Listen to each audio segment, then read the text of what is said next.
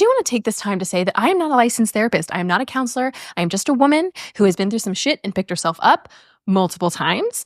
I feel peace. I feel joy every day. Not all day, every day, but like I want the same for people. I want the same for everyone because we all deserve to feel whole and amazing. So I'm Carmen Renee Flores. I'm your fucking hype woman today. Let's fucking get into it. This podcast is for anyone who is in the process of becoming. I hope that whoever's meant to hear what I have to say is listening. But as always, all the cunts to the front.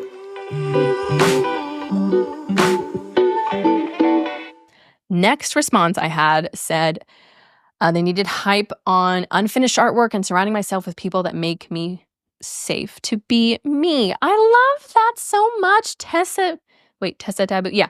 Tessa Taboo. Tessa, yes. And because that safe feeling is like the yummiest, I'm going to start there. Positive energy fuels creativity.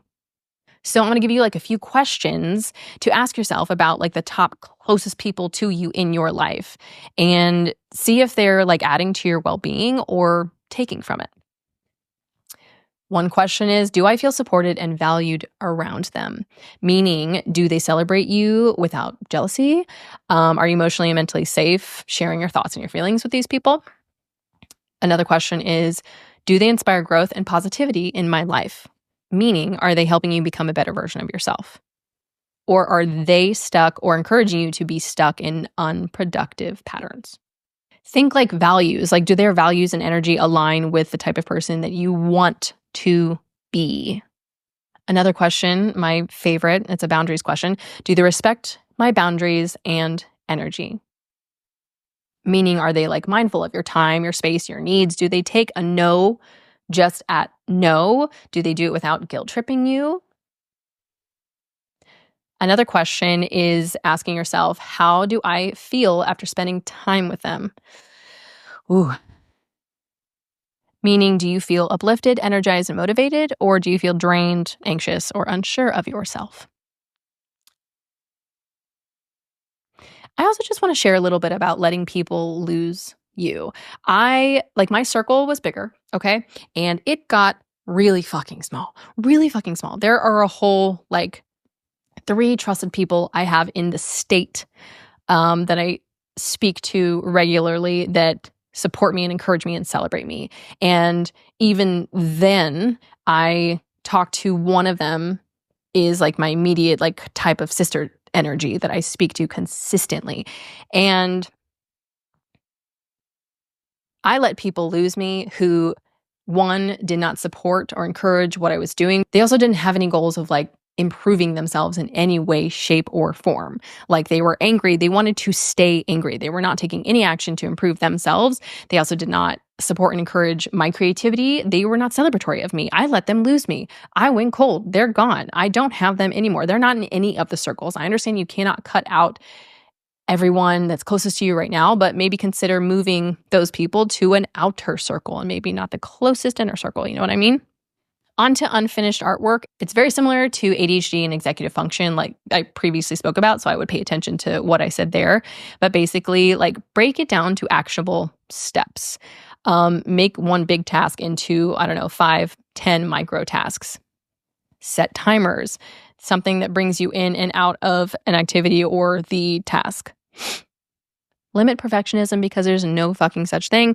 I really think perfectionism just keeps us from following through on our goals. So anything worth doing well is worth doing badly. So if you do it badly, then fuck it.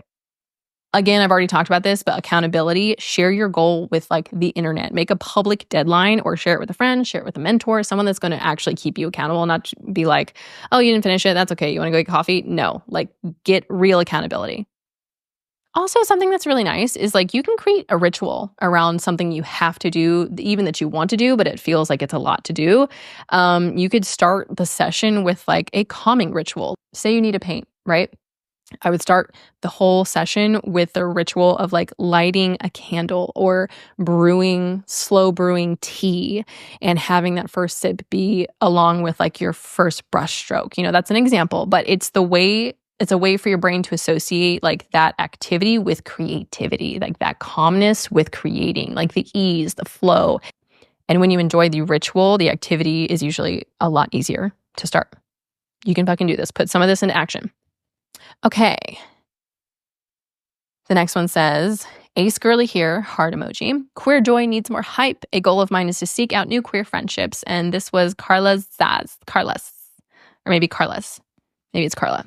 I love this. We love community. We have already talked about this. Yes, I am of the pansexual persuasion.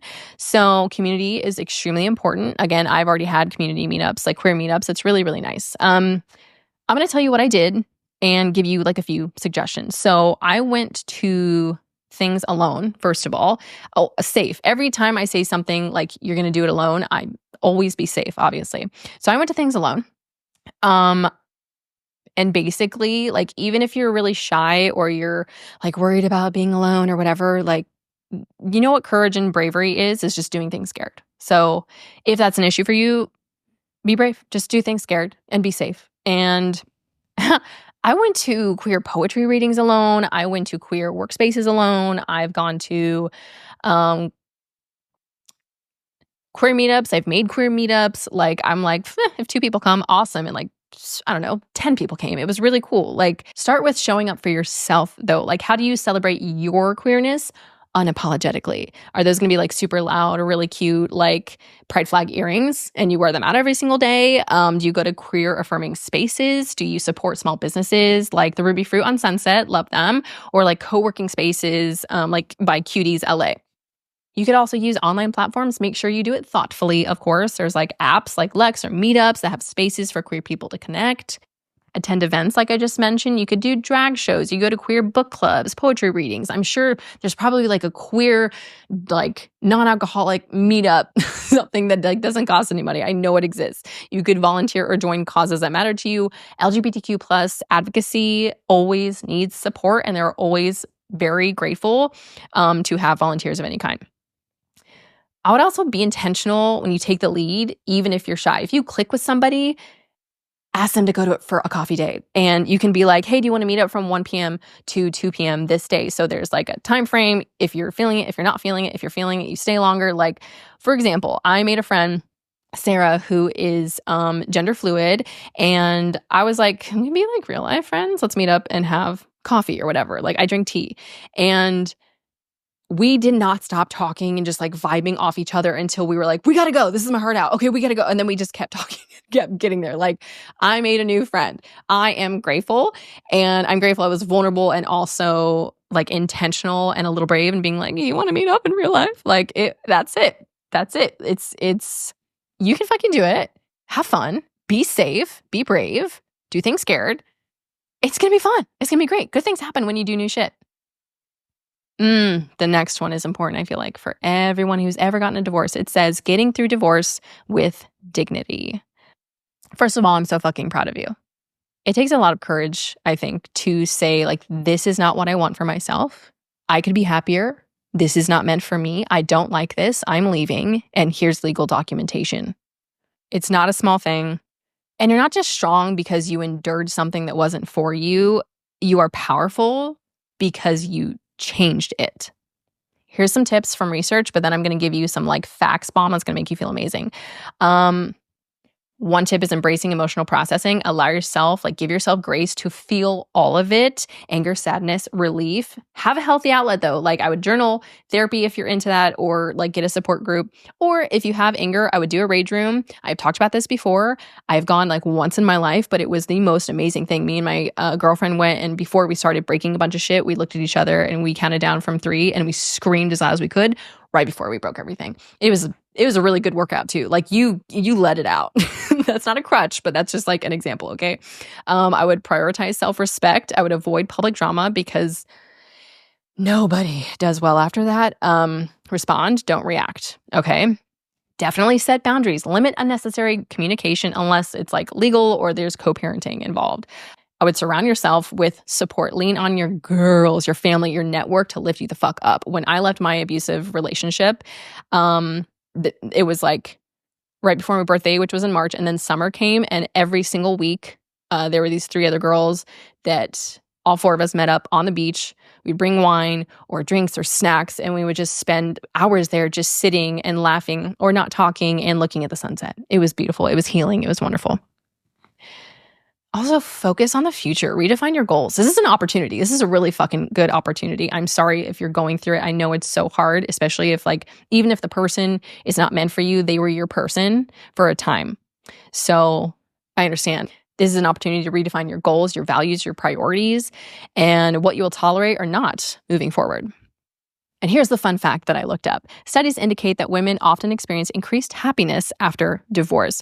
Research involving 10,000 individuals in the UK found that women report feeling happier and more satisfied with life for up to 5 years post-divorce, often surpassing their baseline happiness levels. This is attributed to factors like emotional liberation, improved self-care, and freedom from unequal domestic labor. Women are also more likely to seek professional help and build supportive networks which aid recovery. Additionally, about 70% of divorces are initiated by women, giving them a head start in adapting to post-divorce life. Queen, you fucking got this. Get your head up high. Make sure you're being kind to your body. Move, take walks, go in nature, let shit out when it needs to come out, and be kind to yourself. Be fucking kind to yourself. You got this. Head up, shoulders back. Be fucking proud of what you're doing. You're changing something that was not meant for you. So fucking proud of you. Okay, the next one is a little heavy, but we can do this. It says, hype for my broken rib from coughing and grief, my friend died January 3rd. This is from Thurka. I am so sorry that your friend passed. I've lost a few people in my life, and then grief is weird. It's not going to be easy for a while. It's just really fucking hard. It's incredibly hard. Grief takes time. And as much as you can't say have patience with grief, it's we don't have a choice sometimes. And I feel like right now it's okay to let yourself rest, especially with a broken rib. I'm sorry you're dealing with that. That sounds fucking painful, but give yourself permission to rest and go one step at a time. I really hope that you have people that you can lean on to surround you. If you don't have people surrounding you right now, please do if you have a good support system. And I hope they listen and help with the little things. And if you're open, that's really soon. That just happened. It's very fresh, the passing. But I would encourage you to honor them in your own way. I'll share with you now, but I also shared in one of the Ask Me Anything episodes, someone asked about grief and what to do, and I gave some suggestions. And personally, I had a friend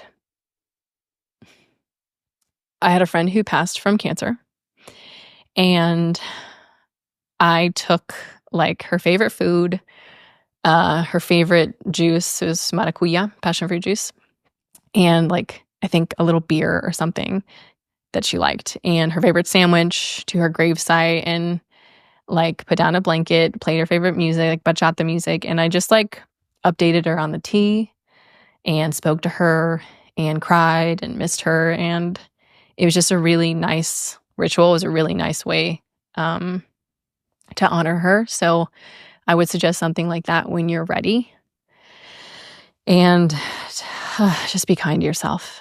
Just be kind to yourself. That's really fucking hard. I'm sorry you're dealing with that, but know that you're not alone. And a lot of people, there's grieving, there's support groups, therapy if you're able or into that. There's definitely opportunities to have support.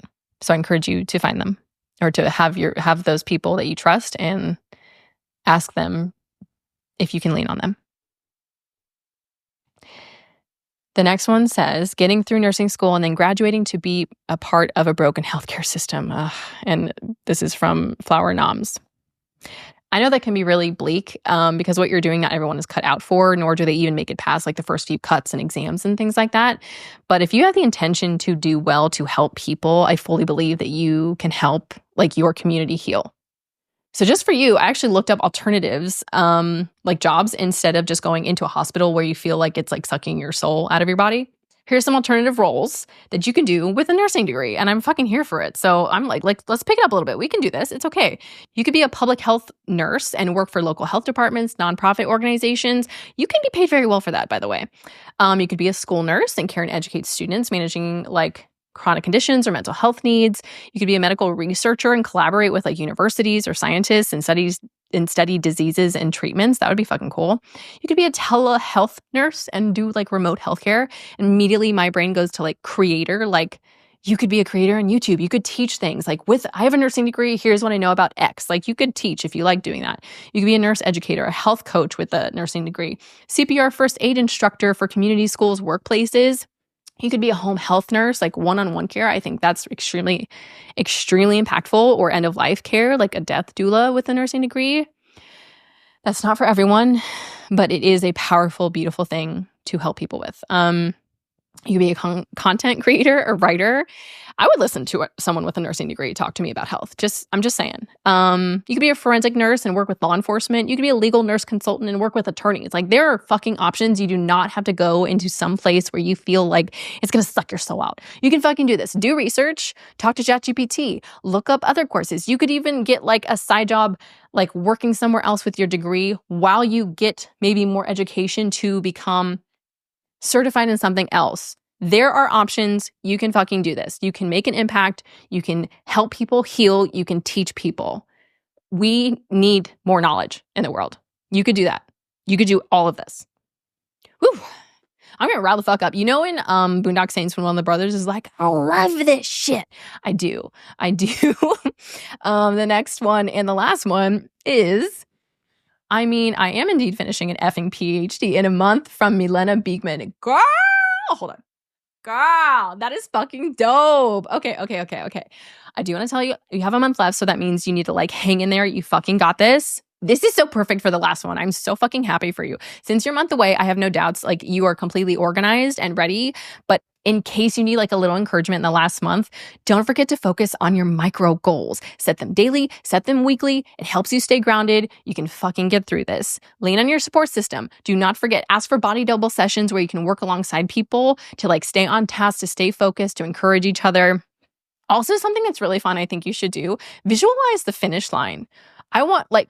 Think about how submitting the work is going to feel, how walking across the stage is going to fucking feel. And I would get Post-its and write your name with a PhD connected to it all over your fucking house, your room, your mirrors. Like, I'm getting goosebumps right now for you. That feels so good. Like, I need you to see it everywhere. You should make your own fucking name tag. Like, please do that. Please, at the very least, out of those like suggestions, write out your name with PhD attached to it. That's like, fucking do that shit. And I also want you to fucking celebrate. Do you have a like you did it party planned? I suggest you plan one, or have a friend like plan it for you, or maybe plan like a you did it brunch with like a ponytail and sweats theme. I don't know what you're into, but you know what I mean? Like maybe you're tired from working so hard, or maybe you're like, let's do heels. Let's do this. Like we can do whatever we want. Fucking excited for you. I just want you to treat yourself in some way. Like do something meaningful for your day. Luxurious self-care day. Day passes at a Korean spa are like $35. Highly suggest. But like give yourself a gift, a present, a trip, a like new device. I don't know, but you have to treat yourself. Also, I would love for you, maybe this isn't you, but I would love for you to share your success publicly if that feels good to you. Okay, no pressure, but